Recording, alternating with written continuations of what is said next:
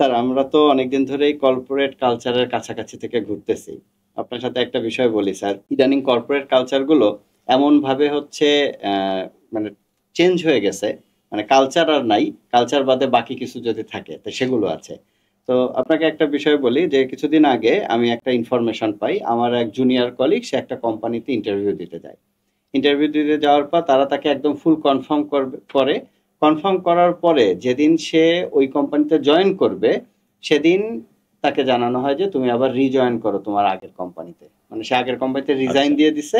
তারপরে এই ঘটনার পরে তার কিছুদিন পরে তাকে আবার বলছে যে হচ্ছে তুমি তোমার সাথে আমাদের চেয়ারম্যানের মিটিং হবে, আচ্ছা। এবং এই চেয়ারম্যানের মিটিং হবে হচ্ছে 1লা মে-এর মতো একটা বন্ধের দিনে। আচ্ছা। তো সেদিনও তারা মিটিং করছে, মানে ইন্টারভিউ করছে। ইন্টারভিউ করার পরে বলছে ঠিক আছে জানানো হবে।